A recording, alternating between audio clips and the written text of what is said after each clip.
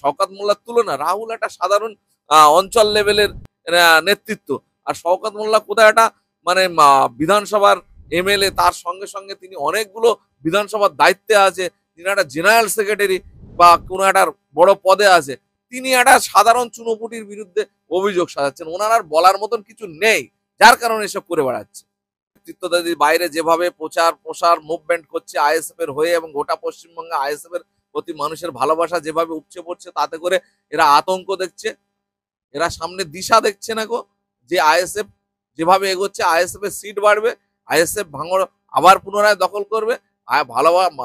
ভাঙড়ের মানুষ আইএসএফ এর প্রতি তার ভালোবাসা দেখাচ্ছে। সুতরাং এই নেতা নেতৃত্ব যারা সামনে ঘুরছে, এদেরকে গ্যারেজ করে দিতে পারলে, যে কোনো ভাবে মিথ্যা কেসে ফাঁসিয়ে এদেরকে তুলে দিতে পারলে, তাহলে ভাঙড়ের সাধারণ মানুষের উপর বুলডোজার চালিয়ে ভোটটা ছাপ্পা মেরে লুট করা যাবে, ইতিপূর্বে নির্বাচনগুলো যেভাবে লুট করেছে। এই তো প্ল্যান। আবার বুকের পাটা থাকে, নির্বাচনটা করাক, সাধারণ মানুষকে ভোট দেওয়ার অধিকার গণতন্ত্রে যেটা আছে সেটা শাসক দল এনশিওর করার দায়িত্ব। শাসক দলে যে থাকে তার দায়িত্ব, এবং নির্বাচন কমিশনারের দায়িত্ব হচ্ছে গিয়ে যে সাধারণ মানুষ ভোট দেবে নির্বিঘ্নে, তার গণতান্ত্রিক অধিকার এক্সারসাইজ করবে, এটা এনশিওর করা, এটাকে নিশ্চিত করা। যদি বুকের পাটা থাকে, সাধারণ মানুষকে ভোট দেওয়ার জন্য সুযোগ করার যে দায়িত্ব, সেই দায়িত্বটা পালন করুক, দেখবেন ধুয়ে মুছে ছাপ হয়ে যাবে।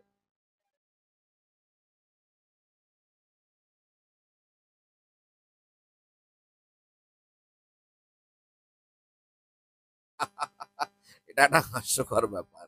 আমাকে কে দান করছে, আমাকে কে সাহায্য করছে, আমি তোমাকে হিসাব, তুমি কোথাকার হরিদাস পাল, তুমি কোথাকার হরিদাস পাল, কোথাকার তুমি মানে ভাঙর ক্যানিং এর কি তুমি পাট্টা নিয়ে রেখেছো যে তোমার এখানে যে যা করবে হিসাব দিতে হবে?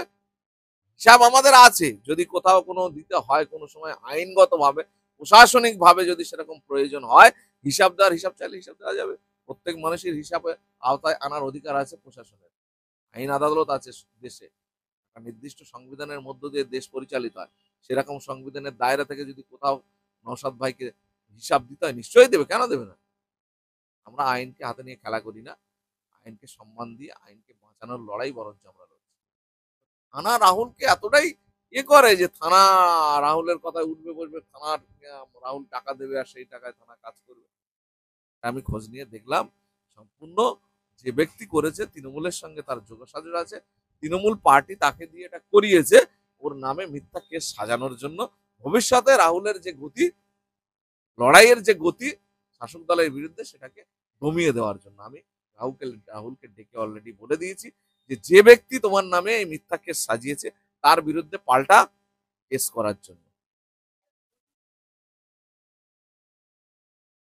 নিশ্চয়ই পার্টি ব্যবস্থা নেবে, যদি সেরকম কোনো প্রমাণ প্রুফ পায়। আমি তো এটা নিয়ে খোঁজ খবর নিয়েছি, যতটা নিয়েছি ততটা ঠিক আছে। সেখানে আমরা যা খোঁজ পাচ্ছি তাতে এরকম কোনো বিষয় নেই।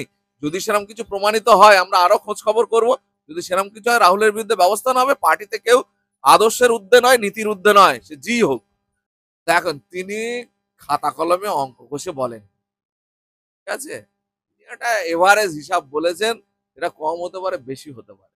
যে আমার বাড়িতে প্রত্যেক সপ্তাহে সপ্তাহে ওখানে যে প্রচুর সংখ্যক মানুষ যায়, তাদেরকে উনি রান্না করে খাওয়া দাওয়া দেন, এটা আপনারাও জানেন। এটা প্রত্যেক সপ্তাহতেই হয়, কোনো সপ্তাহে দুবার হয়, কোনো সপ্তাহে তিনবার হয়।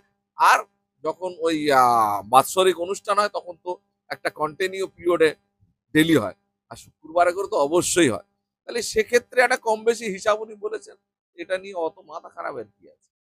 এত গা জ্বালা কেন করছে? বিজেপির মতো চলে যাচ্ছে নওশাদ সিদ্দিকীটা, ওকে ম্লান করার চেষ্টা এবং ওর নামে কেস সাজানোর একটা পরিকল্পনা, যাতে ওর যে মুভমেন্ট, ওর যে গতি, লড়াই সংগ্রাম যাতে বন্ধ হয়ে যায় বা আটকে দেওয়া যায়, তার একটা পরিকল্পনা।